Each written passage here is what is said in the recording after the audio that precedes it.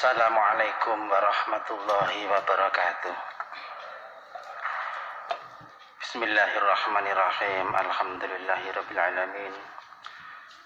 Wassalatu wassalamu ala asrofil mursalin sayyidina Muhammadin al-qail sumu tasihu wa ala alihi wa ashabihi muttata dzikri dzakirin wa sahbil ghafilin amma ba'du. Al-mukarramun para ulama yang saya taati, yang sama-sama kita hormati, bapak-bapak pengurus Takmir Masjid Agung Jami Malang, hadirin hadirat serta seluruh pendengar yang bisa menangkap suara saya dimanapun berada. Alhamdulillah pagi hari ini kita bisa kembali berjumpa di acara yang mulia kuliah subuh di Masjid Agung Jami Malang. Dan pagi hari ini topik yang diberikan kepada saya adalah supaya memberi penjelasan, keterangan bagaimana supaya puasa kita itu sehat. Hadirin rahimakumullah, berikutnya kita akan pada topik yaitu tadi diuraikan oleh pembawa acara. Saya supaya memberikan materi tentang bagaimana supaya puasa itu sehat. Ini mungkin mengacu pada dawai Nabi yang tadi saya sebutkan di awal, sumutasihu, berpuasalah kamu supaya sehat. Ya. Hadirin, ini ternyata puasa, misalnya kita puasa dengan benar, sesuai dengan aturan, syarat, rukun dan lain, pasti sehat walaupun tidak tahu proses sehatnya. Sebagai contoh ya, kalau kita menerapkan puasa, sunnah kita dilakukan. Misalnya sunnah kita tahu, sunnah puasa itu mengakhirkan sahur dan menyegerakan berbuka. Itu sangat bernilai pada nilai kesehatan. Kenapa? Karena ternyata waktu antara kita akhir sahur dan awal buka adalah waktu yang toleran untuk perut bisa dikosongkan secara sehat. Lebih dari itu akan menyakitkan perut. Sehingga jangan sampai ada orang puasa sahur jam 1 bukone isya itu menyiksa perut. Jangan sampai. Yang kedua lagi, misalnya kalau kita puasa disunahkan berbuka dengan makanan yang netral. Kalau Nabi menganjurkan kurma, ya ganjil 1 atau 3. Kalau tidak ada kurma, air putih. Kalau tidak ada air putih, buah yang tidak kecut. Itu ternyata manfaatnya luar biasa. Karena apa? Karena perut yang sudah seharian kosong, kok diberi makanan netral, makan lambung, tidak ada masalah. Tapi kalau orang buka tiba-tiba pakai sambal, pedas lagi. Di mana-mana sambal pasti pedas. Sambal sangat pedas. Itu sangat menyiksa lambung.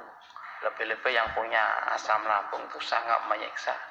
Sehingga mohon dituruti aturan Nabi, kalau buka pakai makanan yang netral. Ya. Kurma sekarang sudah ada di mana-mana, kita bisa dapatkan. Kalau tidak ada kurma ya air putih. Kalau tidak ada kurma, air putih ya kebangetan. Di mana di rumah tidak ada air putih ya sangat kebangetan. Atau buah yang netral ya, jangan yang kecutnya. Itu sunnahnya. Ada lagi syarat puasa yang diwajibkan untuk dilakukan supaya kita sehat. Salah satunya adalah ini yang penting. Puasa itu bagi orang yang mampu. Ini saya ingat karena apa? Karena ketika orang itu memaksakan diri dalam catatan kesehatan, dia tidak layak untuk puasa, kok memaksakan diri, maka rata-rata tidak sehat yang didapatkan, tapi sakit. Contoh, orang yang lagi berbaring di rumah sakit, diinfusi, jangan sampai puasa. Berpergian jauh yang menyulitkan, yang sangat memberatkan, jangan puasa. Itu dulu. Sekarang bepergian sejauh apapun ringan. Antar negara ringan, karena di dalam perjalanan di pesawat ada AC, ada berbagai macam fasilitas sehingga tidak memberatkan. sehingga lebih baik puasa. Bahkan sekarang kemarin saya ikuti salah satu Basul Masail, pekerja berat, mohon maaf mungkin buruh bangunan dan lain-lain, yang di situ dia itu kalau puasa tidak kuat bekerja, ini boleh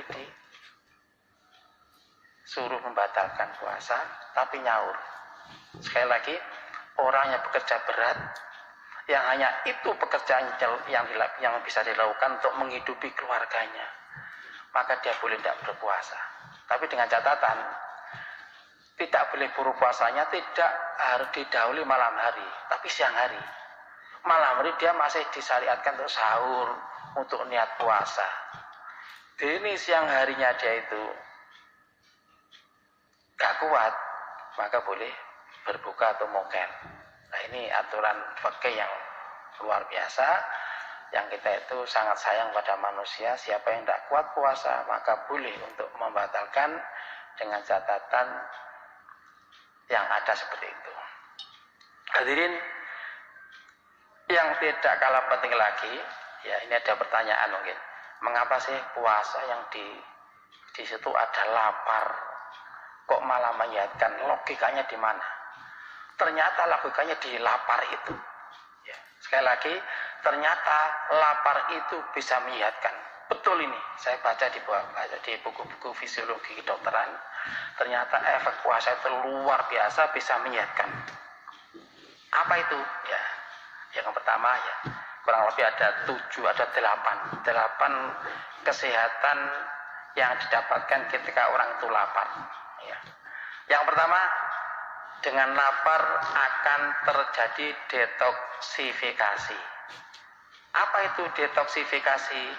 Detoksifikasi adalah pengeluaran racun-racun dalam tubuh yang tidak bisa dikeluarkan lewat jalan-jalan yang seperti biasanya.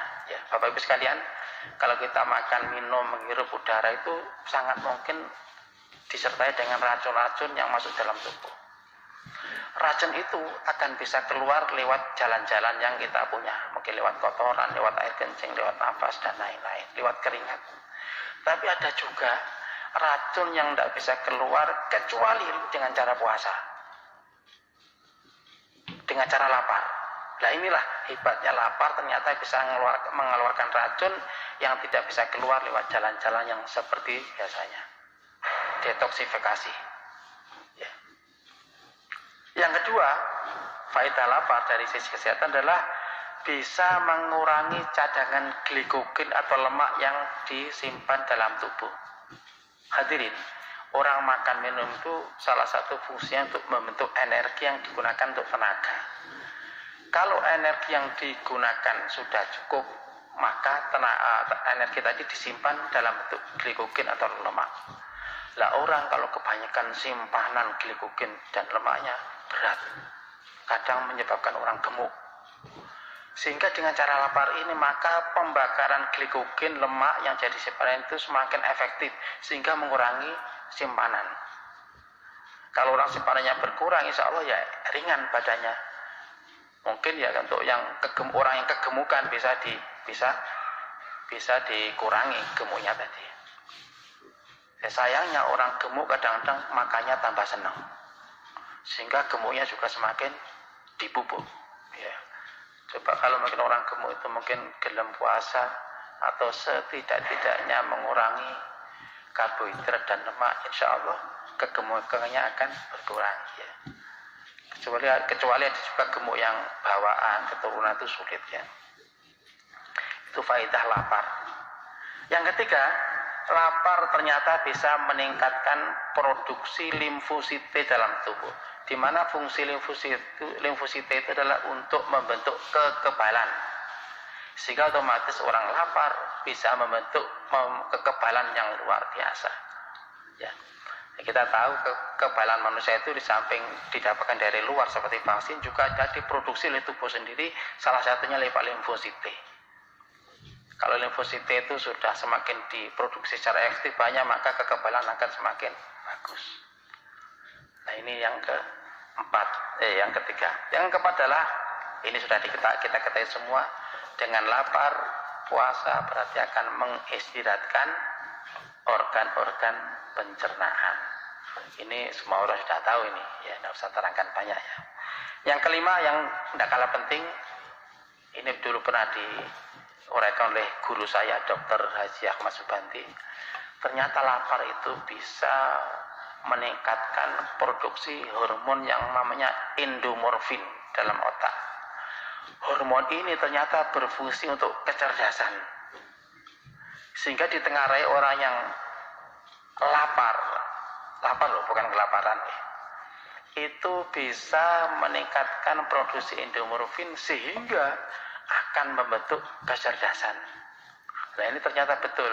Para ulama-ulama dulu yang pinter-pinter itu ternyata yang sering puasa. Dengan puasa dia lapar, dan dengan lapar dia membentuk endomorfin sehingga cerdas. Ya mungkin untuk kita yang mungkin kurang gak pinter mungkin ya coba dengan puasa ya. Puasa sunnah yang ada itu insya Allah nggih. Ini kenyataan di ilmu kedokteran ya. Yang keenam, ternyata puasa itu atau lapar itu bisa meningkatkan kesehatan mental ya. Ini masuk akal para Bapak Ibu sekalian. Dengan orang lapar pasti jiwanya terketuk. Kadang batin, wah seperti ini ternyata rasanya orang lapar itu ya. Sehingga bisa memikirkan orang sekitar yang lapar, mereka yang butuh rantangan dan lain-lain.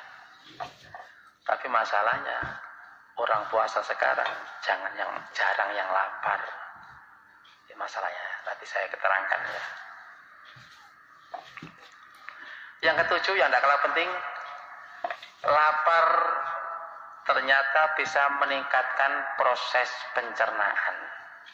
Bapak Ibu sekalian, orang makan itu ya, itu adalah memasukkan makanan dalam tubuh, kemudian diproses dan digunakan sebagai energi, sebagai cadangan makanan, sebagai pengganti sel darah dan lain-lain. Itu makanan butuh proses. Nah, proses itu dalam kondisi lapar akan meningkat. Karena apa? Karena orang lapar itu akan menaikkan hormon, enzim dan lain-lain, sehingga proses pencernaan yang makanan tadi digunakan untuk tubuh semakin maksimal. Inilah pentingnya lapar untuk proses pencernaan yang luar biasa. Dan yang kedelapan yang gak kalah penting, lapar ternyata bisa membuat kita makan enak. Nah, untuk kita yang makan enak pasti bersyukur ya. Karena itu untuk orang yang kadang nafsu makan turun, gak enak makan, buatlah puasa, pasti makan enak. Asal tidak ada gangguan pikiran ya. Sehingga dulu itu ada, ya waktu saya masih kecil ya, ada orang non muslim, suaminya non muslim, istrinya muslim.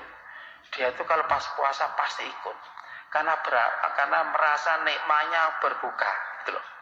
Tapi ya belum terketuk hatinya untuk jadi orang muslim, hanya menikmati bukanya tok. Nah ini misalnya dipelajari sampai lanjut, insya Allah bisa masuk. Hadirin, ternyata inilah fungsi lapar dalam kesehatan, membawa dampak kesehatan yang luar biasa. Sayangnya saat ini banyak orang yang ketika puasa tidak lapar. Karena apa? Karena puasanya kadang-kadang, mohon maaf, seperti disinyalir oleh Imam Ghazali, nggak ada bedanya puasa dengan memindahkan makan. Artinya begini, orang puasa itu hakikatnya memang harus lapar, harus membatasi diri terhadap makan. Sehingga kalau misalnya orang waktu tidak puasa makan 3 kali, sarapan, makan siang, sore, maka ketika puasa sebaiknya 2 kali atau 3 kali, jangan lebih dari itu. Kalau orang puasa tapi kesannya memindah makan, ya, mari buko, arep tarawih mangan meneh. Setelah tarawih, kalau tak luwe, mangan lagi. Sebelum tidur terus makan lagi. Joko-joko lek gak iso sahur. Dalam sahur ya tangi lagi, makan lagi. Lah ini kan akhirnya puasa sampai tidak puasa kan luwe akeh puasa makannya. Ini sama dengan membina makan, bahkan lebih banyak makan yang di malam hari. Ini justru akan membuat lambung perut tidak sehat. karena dipaksa kerja keras di malam hari yang seharusnya istirahat. Ini kalau kita mungkin pernah baca di buku Bidayatul Hidayah punya ya, karena Imam Ghazali itu disebut di sana, apa bedanya antara poso sampai mindah makan kalau cara puasa seperti itu. Nah, sehingga atas dasar ini maka saya sarankan ya kepada semuanya, termasuk saya sendiri, kalau puasa ya puasa sungguhan, jangan memindah makan, jangan memperbanyak makan di malam hari, kurang sehat dan itu justru akan menyiksa perut. Apalagi apalagi zaman sekarang, mohon maaf ya, ada obat-obat atau makanan suplemen yang bisa menyehatkan di siang hari. Itu juga tidak dianjurkan, karena nanti tidak ada rasa lapar, tidak akan mendapatkan faedah puasa. Terus gak usah makan sing macam-macam, sing suplemen sing apa gitu, 3000 atau ekstra apa itu tidak usah, biasa saja, supaya nanti kalau siang hari bisa mendapatkan lapar seperti itu Pak, kelebihannya luar biasa ya. Atas dasar inilah maka puasa yang benar adalah puasa yang memang benar-benar menahan diri dari nafsu, terutama nafsu perut dan nafsu di bawah perut. Kalau itu bisa diatur, bisa dikendalikan, insya Allah kita akan bisa mendapatkan kesehatan, walaupun toh tidak tahu persis di mana letak kesehatannya. Sebaliknya orang yang puasanya tidak memenuhi aturan puasa, bukan diaturi syarat rukunnya, sunah-sunahnya, apalagi hakikat puasa harus lapar, tidak diikuti, ya sulit untuk mendapatkan nilai kesehatan. Ini ada tanya jawab ya. Setelah ini ada tanya jawab seperti biasanya. Monggo kalau ada yang bertanya masalah seputar kesehatan atau penyakit, selagi saya bisa menjawab, insya Allah saya jawab. Jadi Bapak Ibu sekalian, demikian uraian dari saya mengenai gimana cara kita berpuasa. Seperti itu, jangan lupa ketika kita puasa harus ada lapar, sehingga jangan ada kesan puasa memindahkan makan di malam hari. Terima kasih. Monggo mungkin ada yang bertanya masalah kesehatan ini.